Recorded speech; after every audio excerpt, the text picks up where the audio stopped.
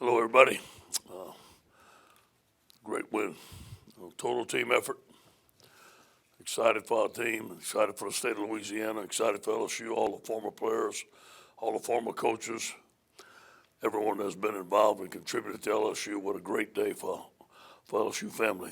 Total team effort. That's what it was going to take. Preparation, mindset, and confidence. We had it going into the week. We felt we were the better team the whole time, but we knew it was going to have to go out there and prove it, and we did. I thought our offensive line played phenomenal. James Craig has done a great job. To see the transformation of our offensive line from one year to the next has been really remarkable, and give him credit and give Lloyd Cushenberry and Damon Lewis the leadership that they've done with that offensive line. I'm very proud of them.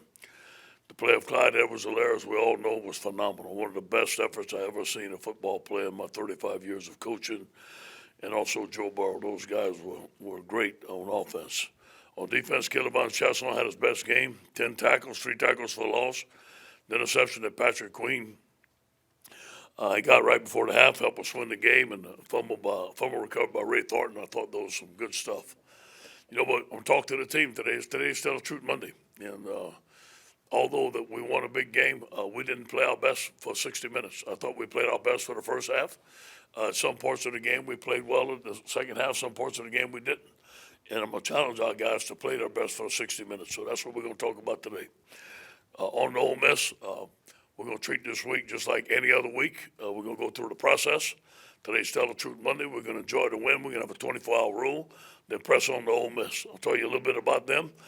First of all, they put this game on their calendar. This is the game that they want to win. This is a rivalry game. For them, they want to beat LSU. This is the team they would like to beat along with Mississippi State. And we know we're going to get their best shot. And they play great at home. It's going to be a great crowd, be a great challenge for our football team. On offense, they're a spread offense.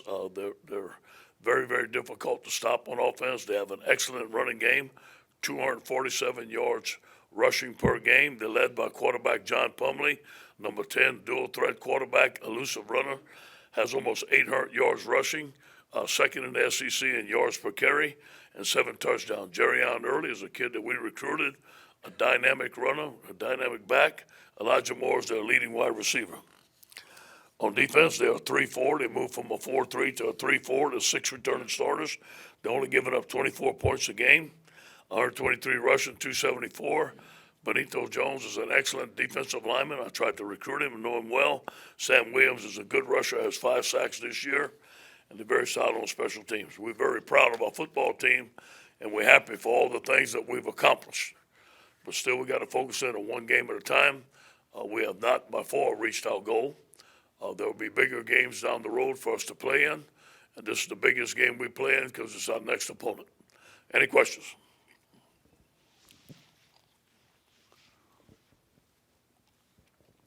Ed, you mentioned the 24-hour rule. What have the last 24 hours been like for you and the team?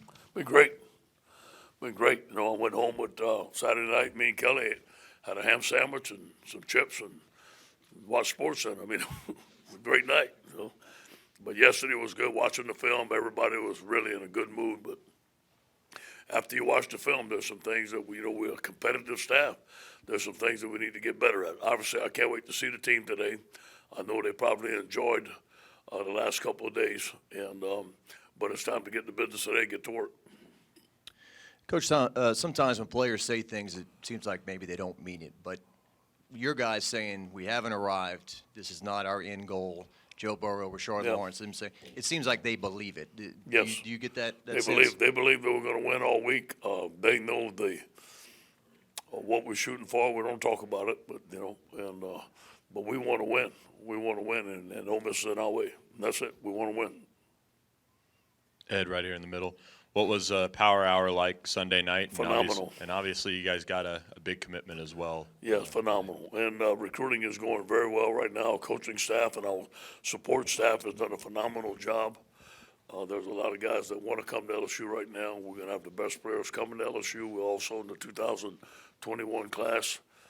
There was a lot of players at that game, and there will be a lot of players this week at the game. Guys are coming to more and more, watch us play and like what they see. It's been a great response on the phone. Ed, over here. A couple of things. How much did you guys study the Clemson game that Alabama played against them and glean anything from that? And two, were you surprised at how much it seems like you really were able to create a lot of confusion with your formations? Were you surprised that you were able to be that effective doing it? First of all, we did study Clemson. We did study Clemson in the summer extensively. I don't think we studied them that much last week. We have confidence in our scheme, especially offensively. There were some things on that film that I've never seen before done to that team. And was I surprised? I thought we could do it, but we had to go out and execute it. I thought it was very well executed, especially when they had 11 seconds left, the play to Clyde was a very difficult play to defend against that coverage. So I thought that Coach Steve Ensminger and Joe Birdie had the right things called, and they did a tremendous job against a very good defense and against a very good defensive coach. Coach over here. Going back to recruiting for a second, you've talked a lot about wanting to recruit Louisiana, obviously a ton in the past. Yep. Just what is your strategy with developing relationships with high school programs around the state, and has it gotten easier to recruit in the state since you've been here? You know, we call high school coaches every Thursday, and we have a high school coaches powwow every Thursday. We wish them good luck. I have their record in front of me. I know who they're playing. They love it. I believe we have about as good a relationship with most high schools in the state since I've been here. They all pulling for us.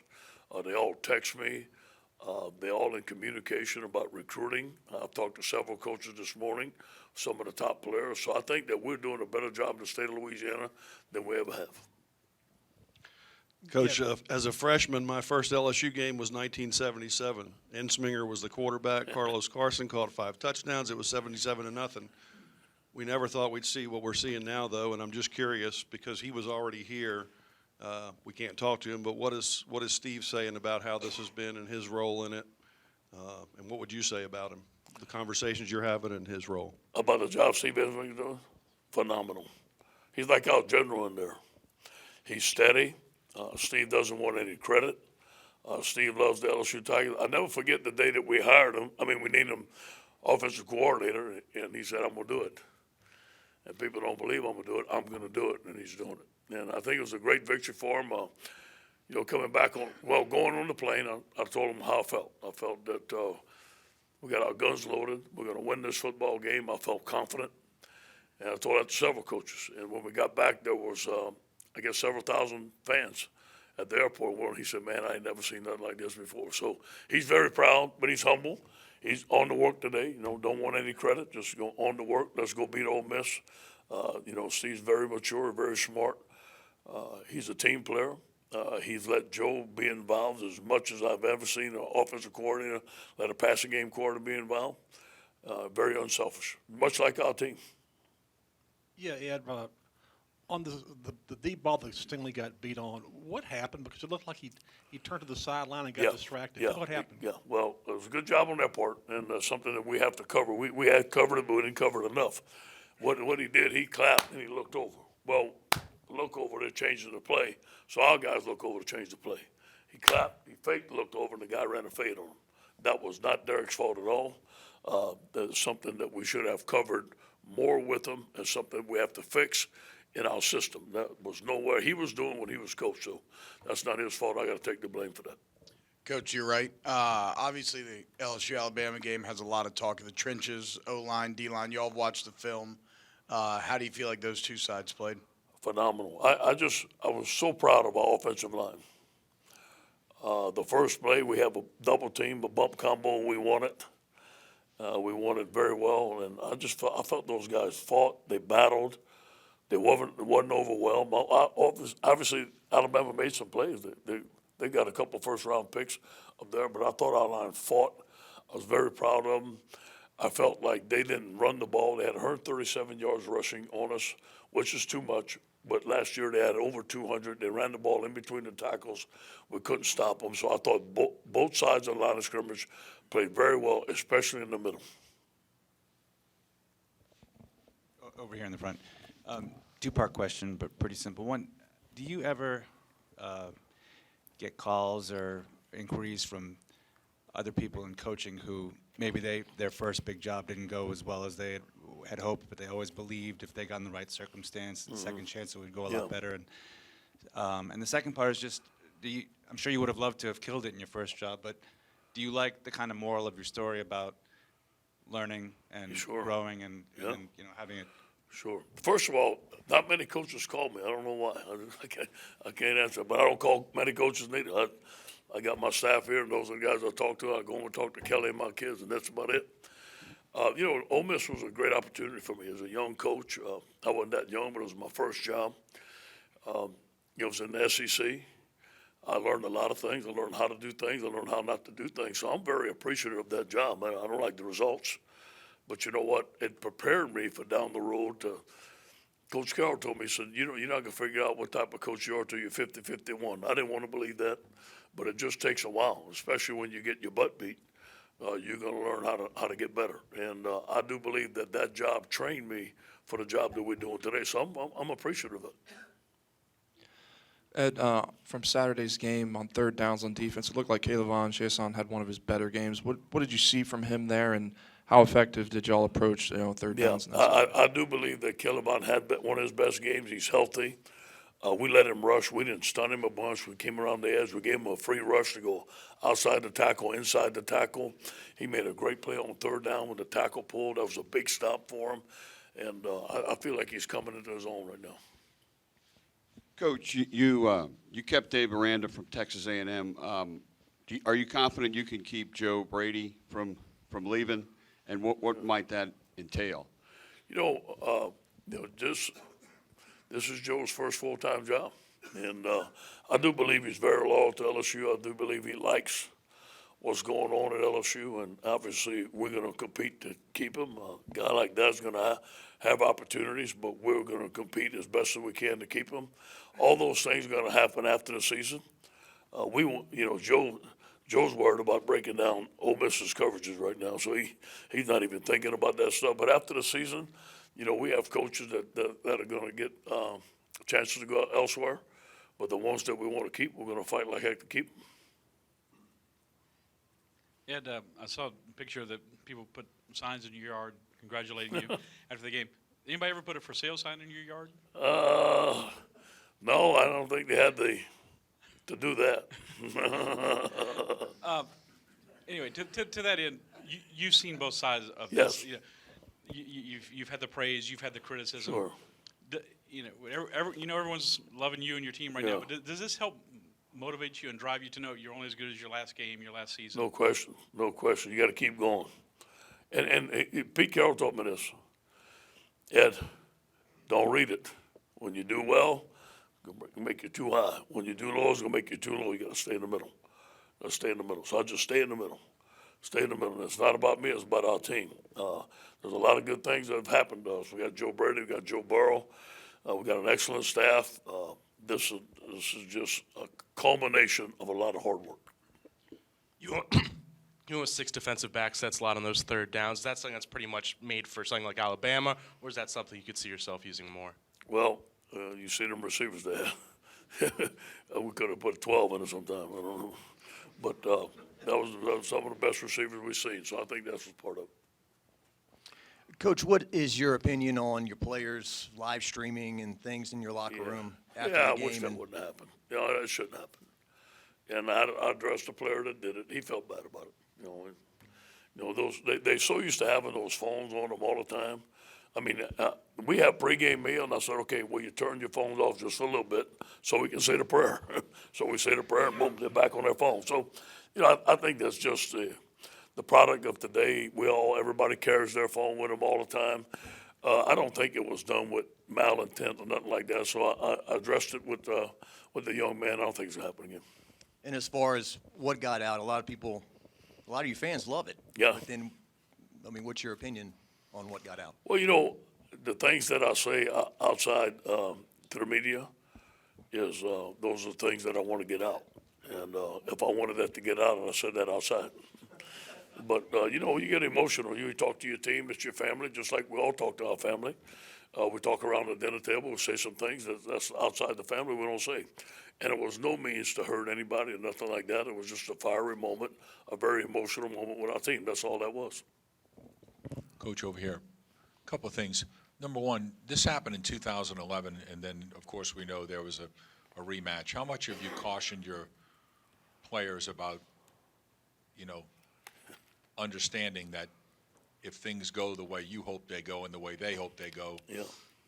this could happen again? Mm-hmm. And number two, after the game, I asked Jamar Chase about what the difference was, and he said, without a doubt, he just said two words: coaching. Mm-hmm. Can you kind of elaborate on that, please? Well, yeah, this could happen again. Never can tell. The focus is going to be on Ole Miss. I think that we have a mature enough team not to look down the road, and because if we don't beat Ole Miss, it won't happen. And so I think that's our goal. So I won't talk to them about that much, and but I will talk to them about leaving alone after today. Let it go, move forward. I do believe Jamar brings up a good point. I think that the hiring of Joe Brady, going to the spread, doing the things that we're doing on offense, the daily coaching that they get from Mickey Joseph and Joe Brady, and recruiting great players. I mean, Jamar's a great player, a great talent. I think that's a combination. Yeah, Coach, you said a lot of times this year that, someone at some point is going to be able to stop your offense, but against Alabama, you get back to that 40-plus mark for the first time in about 3 games. Just what was emphasized throughout those 2 weeks of preparation? I'll just tell you, it's confidence. We got him, Coach. I passed by the office. How we doing, fellas? We got him, Coach. Okay. Protect the quarterback. They had him. They did a good job. And obviously, we had 2 touchdowns we missed. You guys saw that. And we had an overthrown ball that would have been a touchdown. We had a blitz that we didn't pick up, that Jefferson was wide open. So as we watch the film, we feel like we left some stuff on the table. And again, we played our best football for maybe a half. The second half, we didn't play our best football. We had to play for 60 minutes. Coach, up top, Cade York answered the bell with 2 long kicks. What was the message to him after, and what was his preparation like? Yeah, good job. Cade was struggling with a hip flexor, and he'd go through some weeks without kicking and try to kick in the game, but he's healthy now. He's confident. Again, let's tell him good job. Nothing too high, nothing too low. Coach, Clyde Edwards-Helaire, I know what you said after the game. Now that you've watched the film again, what can you say about Clyde? Unbelievable. I don't know if I've seen a performance like that as a football player in a big game like that. I really don't. I don't know. I can't recall. I can recall Reggie Bush doing things like that. I can call Warren Sapp dominating some games, but that's right up there with it, man. As far as a dominant game. And he said something like that: throw your heart on the line and your body will follow. Phenomenal saying. And that's him. I'll say it again. He's 6'4", 270 when he runs that football. Hey, Coach, right here.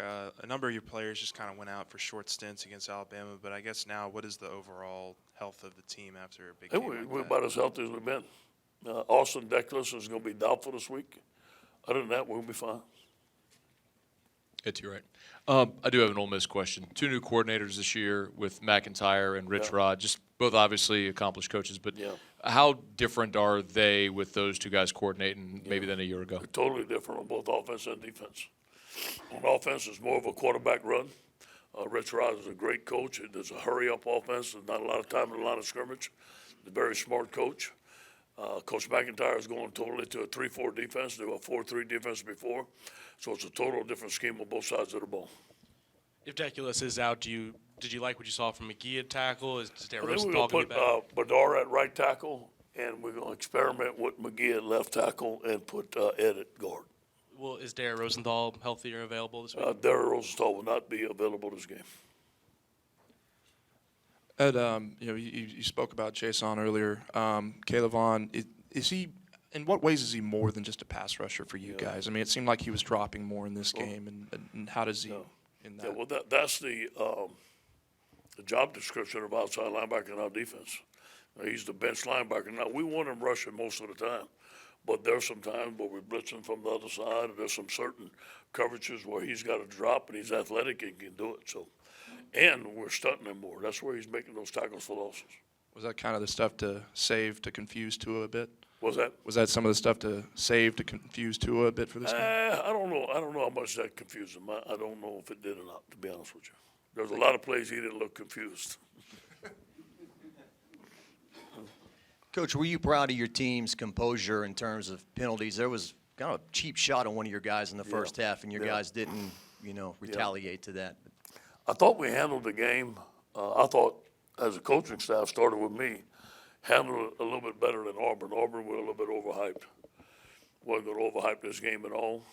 We went in there with confidence. We said we're going to play with poise and confidence, and we're going to play discipline football.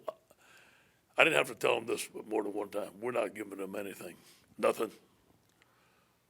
I think they got the point.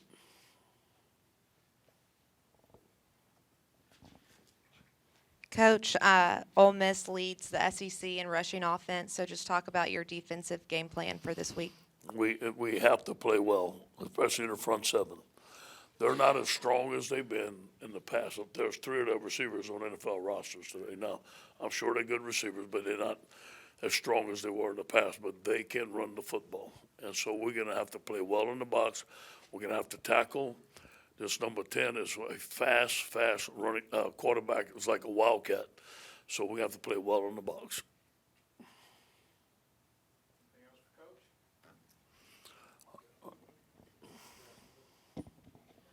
That whole, take us to if you would, the sequence with Moss's catch of the one.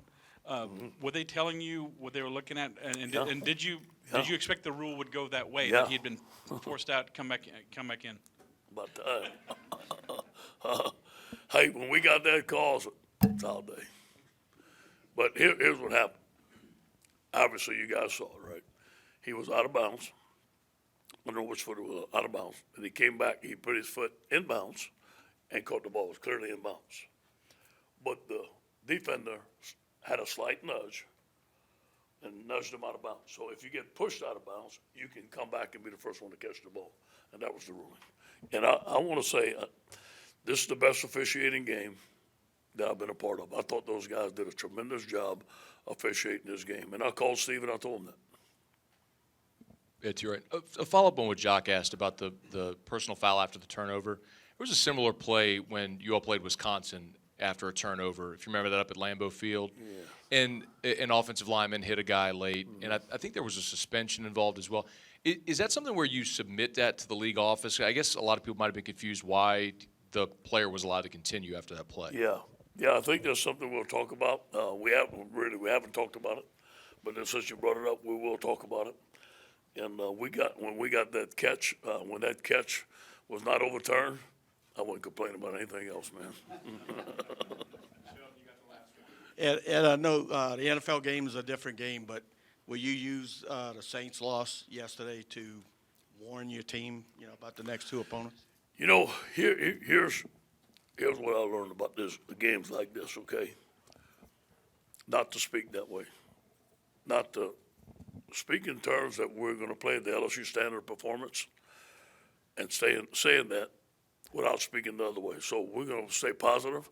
I'm going to expect them to understand that we played our best for 30 minutes. We didn't play for 60 minutes. We have to improve, and I'm going to take that approach. Hey, guys. Big Page wants Brady back. Well, that.